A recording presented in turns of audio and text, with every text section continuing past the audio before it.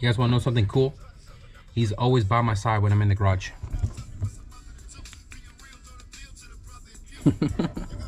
What is going on, you guys? Welcome back to the channel. Sorry for all the light glare back there. All the lamps are turned on currently. Today I came out into the garage to kind of clean up all the mess we created yesterday in the previous video. If you guys haven't seen it, be sure to go back and check it out. Me and my buddy built a workbench for $103 from Home Depot without any skills, just a little bit of research, a couple of YouTube videos, and we built that sturdy thing right there. Also in the previous video, we unboxed our new HPN 16x20 heat press so we can start printing some t-shirts here in the garage, and I'm pretty excited for this little adventure. I'm excited for this adventure, and I hope you guys are too. If you guys remember, all my wheels and tire setup was sitting right here with boxes on top of that blocking my walkway. It is cleared now. The scooter sitting right there. So if you guys didn't watch the last video, we built this workbench, which is 7 feet long and 2 feet wide. I built it 3 foot off the floor just so that the heat press is not sitting way too tall for me to lean over for the handle. But the wheels and tire setup is currently sitting underneath the rack because I built a bottom shelf right here as low to the floor as possible to make the space as big as possible to be able to fit my slicks. So the ET Street R's, the slicks are sitting right there. The Max Peen rod intercooler piping kit sitting over there. All that's going to move soon. We're going to find a new home location for this because underneath this workbench is going to be like my consumable storage. So it's going to be all the t-shirts. It's going to be like the baggies for the t-shirts and like shipping packaging stuff. So all of this is going to move eventually when we're ready to like start the production, but for right now it's just going to sit here just to be out of the way. Like an hour ago I just came back from running around trying to find power cords and stuff to power up our heat press, and I went to Harbor Freight just because it was next door to O'Reilly's. I had to stop by there a little bit, and I picked up this 25 foot 12 gauge power cord that has a 3 junction like this right here, and it is running behind the welding table across the floor, and then it goes to the back side over here. I did do a little bit of cable management, goes up, goes across, and then it comes out right there just so that the outlet doesn't stick out too far. I still got to tuck this guy in a little bit, but we have 3 right here in case we eventually do the printer and the oven. We have 2 other outlets right there, and then including the heat press, 3 total. I did read the manual. It says that you want to plug in the heat press directly to an outlet on the wall, 110, 120 outlet, but oddly enough, this garage only has 2 outlet, which is over there, and then the other one is over there. So obviously I don't want to dangle too much wires and stuff, going across my garage attic thingamabob here. So I'm going to talk to my brother-in-law and see if he can come here and wire up a new outlet directly from the circuit board, what do you call that, the breaker on the wall, and just have it directly right there. And then I'm gonna run the power cord on the floor like I did this one right here. He is an electrician, so he should be able to knock it out quickly as long as I clear all of that up. Hopefully the filming is not too distorted, filming right here under the lamp, because I did buy a new Harbor Freight lamp, and it is currently wired up to this outlet, which is a little bit short, so I'm gonna have to get an extension or a junction over there. Too many freaking outlets on this strip right here, and that's how I'm running this cable currently. And I really don't like how I did it as far as like all the outlets go, because this one goes to this guy here. This is bridged into that orange wire that goes across over there. Then it goes to another power strip that has all my welding machine and stuff on that end. And then it goes across to that outlet over there. So that guy is literally powering like 15 other outlets, even though they're not like running consecutively. But hopefully it doesn't distort too much, because you guys can kind of see the glare right here, which kind of sucks to be honest with you guys. But definitely a better lighting than the snap-on unit we had up there previously, which I didn't show you guys. But anyways, the unit says it needs to be directly to the outlet. Hopefully with the 12 gauge it doesn't short the breaker. We're gonna find out in today's video. I did go through the manual a couple of times to get myself a little familiarized with the whole unit here, and we are going to be setting up the settings on the heat press. But before we heat up the elements, we're going to do the pressure test real quick. It says in the manual that you take a regular 8x11 paper and you press the press down, and this is how we're going to set our pressure. So rule of thumb is, they said that you shouldn't be able to slide the paper out of the what do you, I forgot, I don't know the terminology for this, but the two surfaces of the heat press, you want to be able to not pull this out. So you can see I can pull this out clearly, and if that's the case, you just got to turn the knob right here. The goal is to not be able to pull the paper out easily or at all, and you can see we're not able to pull it out at all. I am going to back it up just a little bit to make sure I'm not over pressuring it. So right here we can pull it. I'm going to do a little bit more. Right there, we're not able to pull it. So when the paper's not able to come out, that's supposedly medium to heavy pressure. Obviously, depending on the thickness of whatever you're pressing, you're gonna have to adjust the pressure as you go. So right now, we're gonna turn this machine on so we can start setting up our settings for the heat press to press some DTF transfers. I'm gonna go ahead and turn the machine on. So to set up your settings, you press this bottom button that says set. It's gonna take you to P1. P1 is going to be your temperature settings for the heating element. And this machine, I've seen people do reviews where they set it to 320, but the elements on the platform itself is like plus or minus 5 or 10 under. So most people say if you're trying to shoot for 320, turn it up like 10 more degrees, or you can press it for an extra 5 or 10 seconds longer. So I'm just going to do it at 325 because, you know, this is my first time. I don't have a thermometer gun thingamabob that you can check the heat. So once you set your temp, you press set again, which takes you to P2. P2 is the duration of how long the press is pressing the DTF onto your product. And I'm gonna do 20 seconds because that's just about the average everybody's doing it at. Ninja Transfer is what we're going to be using, and it says on Google that Ninja Transfer is like anywhere between 15 to 20, so I'm going to leave it at 20. And then once you set your duration, press set again. Fahrenheit or Celsius, we're going to leave it at Fahrenheit, and then press set again, which takes you to, I believe this is the auto shut off, and we're going to leave it for 10 minutes. I believe it goes up to like 120 minutes for like when you don't touch the machine for a certain amount of time, the machine goes into sleep mode or shuts off, and then you can press any button to wake it back up. So I'm going to put it at 10 minutes. Once you set your timer for the auto shut off, press set, and then you're back to the main screen, and this heating element is warming up right now. It takes about 10 minutes for the HPM Black Series to get up to the temp we're shooting for, which is 325. So in about 10 minutes, hopefully we're ready to rock and roll. I did show you guys that I bought a couple of t-shirts right here, some black, some white ones, to do some sample prints before, you know, I start running this gig. But I feel like I want to do some old t-shirts first before I ruin some brand new t-shirt. So I have some old t-shirts right here. They're already washed, and they're just already torn up, like, you know, they're all ripped up right here. But we're going to do some small sample prints because I do have some smaller sample prints from Ninja Transfer, and also some of their samples that they sent over as well too. So I'm going to print like just randomly on the sleeve, or, you know, on the back side or something, just to see how this all works out. And mind you guys, Ninja Transfer is a hot peel, okay?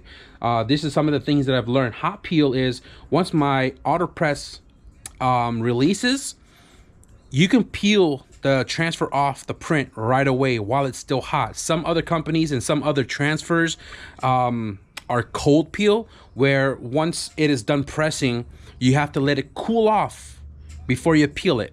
And I feel like I might stick with hot peel. I don't know why. I think hot peel, just by watching YouTube, seems to be easier to peel than to peel it when it's cold. Like, it could still stick to the transfer. I don't know. That's just my thought process. So it's a hot peel setup. Once it's done pressing, we peel it off right away.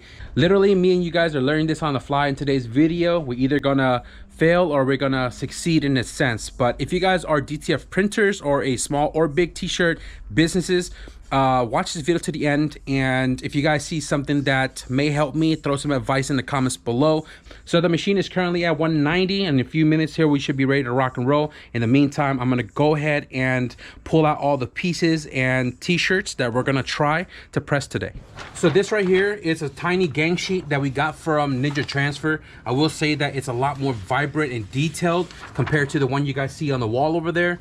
And we're probably gonna print one of this in today's video, depending on how the smaller ones turn out. So I do have, I believe, 5 of these, but what we're gonna try to sample print is the smaller one, which is the Young Static name. And I actually got like 10 of them. So if you guys look right here, there's like all these little ones that I'm gonna, again, attempt to print today. So we have 3 of the Young Static logo right there. I am gonna cut this end off right here because we don't want that. So here are some samples from Ninja Transfer. I believe these are perma stickers. So I've actually never seen these before, and I don't know what it's supposed to go on. Perma stickers. I'm gonna have to look it up. Oddly enough, the receipt that came in the package is also DTF, so I could print this for fun just to kind of use it up. I do have what is parchment paper or something. It doesn't say in the description what the terminology for this is. I don't know if it's parchment paper. It just says sheet for heat press. That's all it says. So you can use this after you press the DTF, the design, onto your item, and then you press it again with this right here to kind of settle the ink into, in our case, t-shirt. So we're gonna use this after the press of the first print. I'm not gonna lie to you guys, my light is kind of like flickering a little bit. We are at 325. The press is ready to rock and roll, but this is a little weird. So because my shirt is all torn up, I'm just gonna randomly press the receipt right here, anywhere on here, just to kind of get an understanding of this whole process. So I'm not gonna spend too much time to try to make it all nice and straight. I'm probably gonna put it right dead centered. I am gonna get some lint off of this because this is a black t-shirt. So I got a little lint roller right here.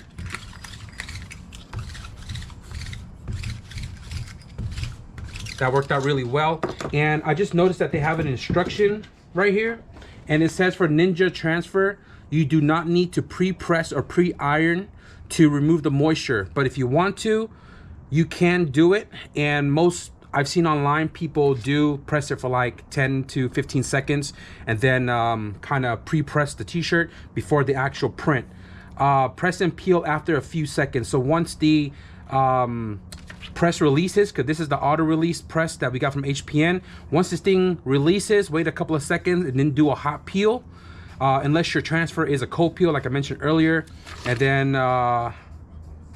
yeah, pretty much after you peel, then you do the parchment paper for the second press right here. So that's what we're gonna do. And I believe the parchment paper I'm probably gonna do, I mean, the machine is set for 20. I've seen people do the full 20 seconds. Some people do half, but I mean, we're doing samples. So if it doesn't work out full 20, we'll turn it down just a little bit. So I'm ready to rock and roll, boys.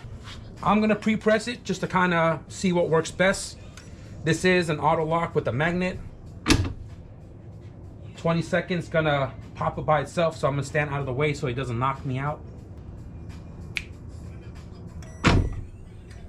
Woo, that's freaking awesome. All right, first DTF, guys. Let's freaking do this. Now I do have the alignment tool right here, but we're not doing the actual t-shirt, so we'll use this when we press a brand new t-shirt over there. But this one, I'm just gonna go ahead and eyeball it. All right, here we go, 20 seconds. Now they do give you extra handle right here that you can attach to have some extra support to pull it down, but I'm able to pull it down with one hand, so I'm not gonna run the second handle. But if you prefer to have it, the HPN machine does have an extra one for you guys. Alrighty, so this is a hot peel, and you're supposed to peel it while it's hot. So go ahead and pull it off. There we go. And then we're gonna press it again with the parchment paper, which I should have untaped earlier. This is, I believe, 16 by 20. So I bought this to the size of the press. You just need it big enough to cover the print, and we're gonna go ahead and press it again.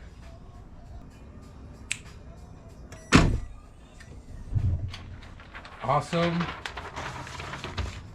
Here we go. Nice and hot off the press. Not shabby, dude. Not shabby. It is a little hot, but I am gonna go ahead and start peeling this for you guys. Dude. Yeah, dude, this print, it does not come apart. Look at that. Doesn't distort the image whatsoever. It feels really good too, I'm not gonna lie.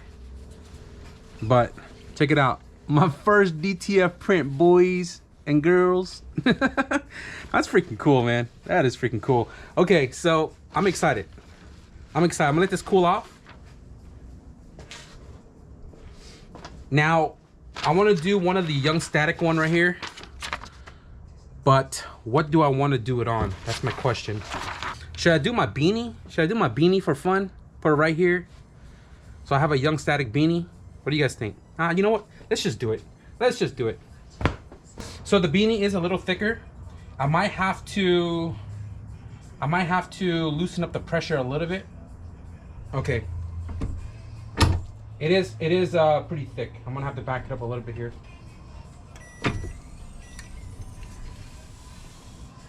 Ooh, man, this thing is flat. Okay. Now this lid is gonna be folded, so it's actually gonna be printed upside down.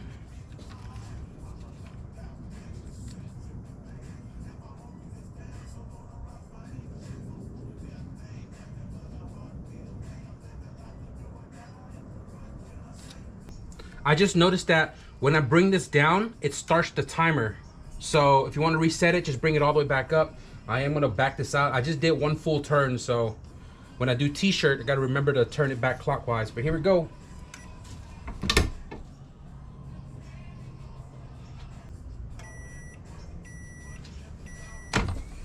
Not enough pressure. It actually didn't even come up by itself.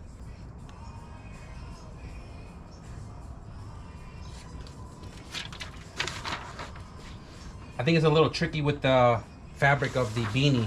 One side peeled off with a DTF transfer, and I had kind of pick on it, but it came off smooth after that. Parchment. I'm gonna go ahead and just kind of clock it down 15 seconds, and then I'm going to set it down. There we go.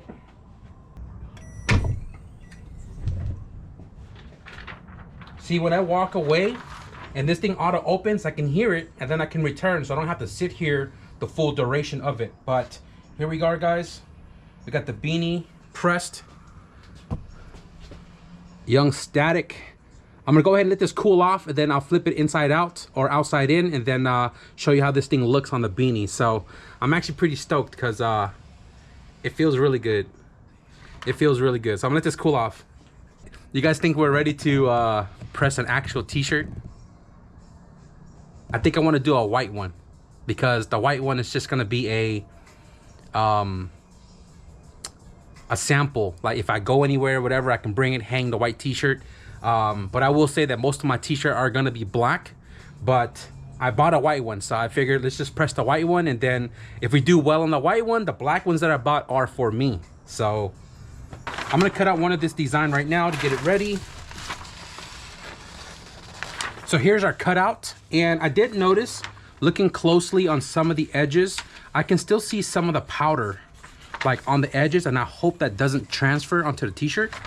But in the case of the white t-shirt, if it transfers, I'm not worried about it because it's white. But I hope this is not an issue if I do it on a black t-shirt. So I bought a couple of them just to try out, and these are black. This is an XL. Let's try an XL. Let's do an XL. The big print is going to be on the back side, so we're going to try to align this as best as possible.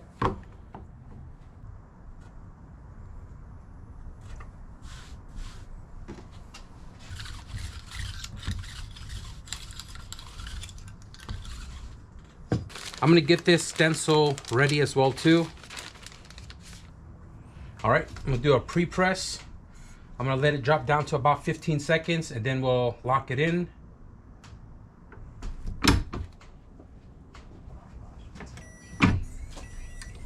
Put my stencil here on the top.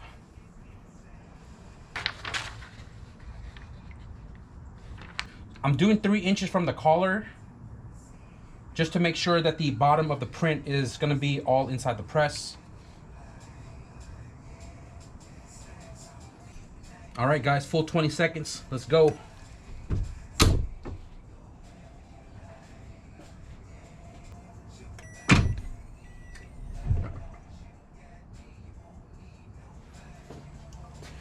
Couple seconds. This is a hot peel.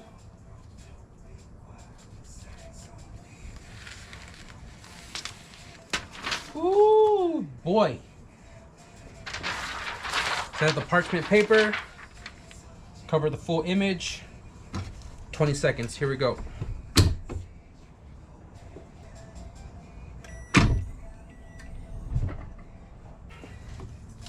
Pull this off. Oh my goodness. Oh my goodness. Y'all, are you guys ready for the comparison to the one that's on the wall? Holy cow, night and day difference. This thing looks freaking awesome. I'm gonna let this thing cool off before I show it to you guys, because it looks freaking sick. In the meantime, here's the beanie. Let's go ahead and flip this thing out. And then you guys know I always flip my beanie upward unless it's a short beanie. But this beanie I usually wear before my welding helmet, just so that it doesn't pull my hair out. And let's go ahead and show you guys this real quick. Here it is. Fold it. This is awesome. This is freaking awesome, dude. This is awesome, dude. Here, let's show you guys my ginormous head real quick. Let's show you guys my ginormous. Here we go. It is a little loose because, like I said, I normally wear it all the way down, so it covers my whole head. But you know, just wanted to try it out on the beanie here. I did the perfect length on the fold, so you can clearly see the full young static. Yo, this thing is sick. Now I'm very curious because the fabric for the beanie is a little different, and I wonder how this thing looks when it's stretched. So let's go ahead and try to stretch it. No cracks whatsoever. You can kind of see a little bit of stretched lines in the print, but it's not separating. You guys see that right there? I mean, granted, there might be a different process for doing beanies like these, but I mean, overall for garage use, that's freaking awesome, dude. I also just remembered we need to put the Young Static logo on the front. So we're gonna put this white t-shirt back into the press. We're gonna do 10 seconds.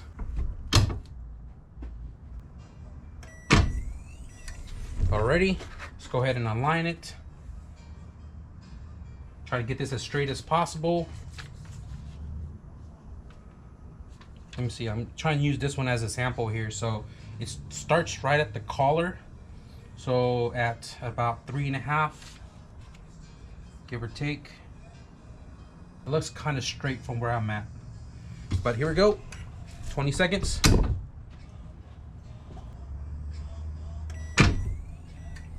Let it cool off for a second. This is a hot peel.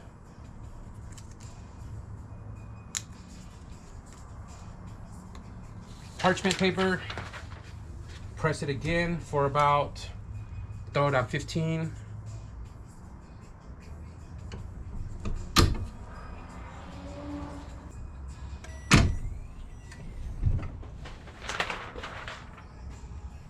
Woo! Hot off the press. Look at that, boys. You guys see that? Let me go get a coat hanger real quick so I can hang it up on the wall to show you guys the comparison between the two images. Guys, looking at the print side by side, holy cow, night and day difference. Wow. Okay, so I do notice that my print is a smidge smaller, and I also did notice that the sample print is a little bit lower, but both look good overall.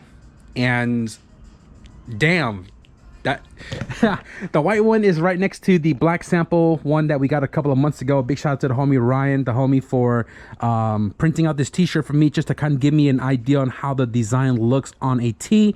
And don't get me wrong, this one looks good, but holy cow, that one is like way more vibrant, way more clearer, and everything is more visible between like the vacuum lines, the clutch cable, the valve cover, the wheels. The biggest thing was the wheels for me. If you guys look, you can kind of see the details in it.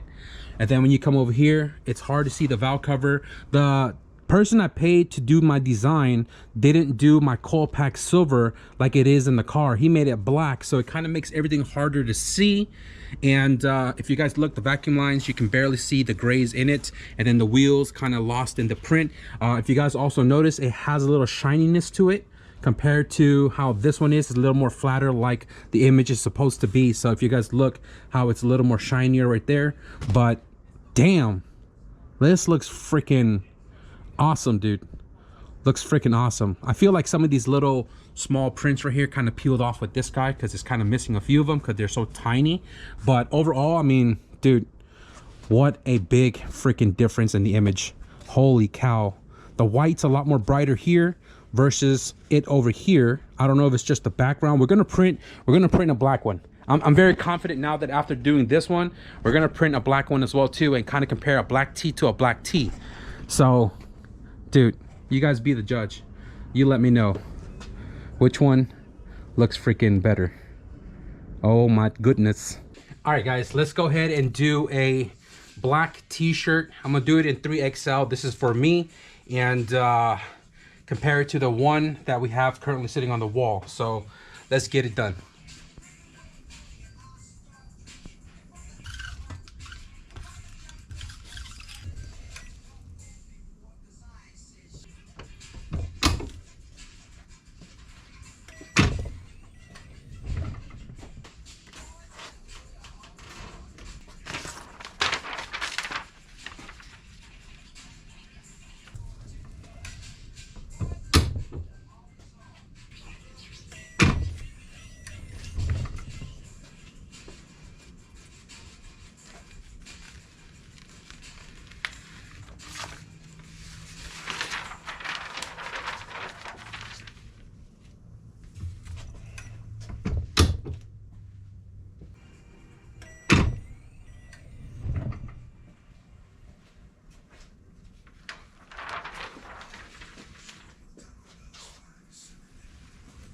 Check out the black tee, guys. I can tell y'all that this is definitely better than the sample print that we got.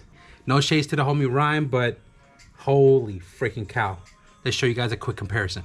I'm gonna let you guys be the judge. This is the sample print. This is the one we just pressed on the machine. So check out this image. And now the one we just printed. I'll pull back. Give you guys a quick little comparison. You see a little shine right there? Dude, I'm stoked. I am so stoked. Very freaking stoked.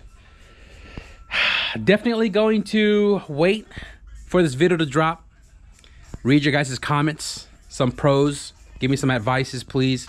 I want to hear what you guys think and you guys' opinion so I can better my process on printing these DTFs on t-shirts. And I can't wait to get cracking on this, dude. I can't wait to get cracking on this. I also just found out today too that my cousin still has boxes of t-shirts from back when we used to do the built to drive stuff, and that's going to help me out tremendously. We're going to be getting that tomorrow, and that's going to help me with like starting up my t-shirt ordeal here. And the only thing I really need is just DTFs. I just need prints, and the two that we just did, I only got 3 left, and I'm just going to try to find the best prints around for the best prices, and then I'm gonna have to just pull the trigger and get some prints on the way so we can start rolling with this whole project that we're getting into. But anyways, guys, we're gonna wrap it up for this video right here. I hope you guys enjoyed my t-shirt printing adventure. If you guys did, be sure to leave a thumbs up, and if you guys want to stick around for more shenanigans here in the garage, I'm not sure what's next just yet, I got my appointment tomorrow to see if we can get this tube out of me so we can fully heal and get back to regular programming. But if you guys want to support, nonetheless, be sure to hit the subscribe button. But with that being said, thank you guys for watching, and I'll see you guys in the next video. Peace.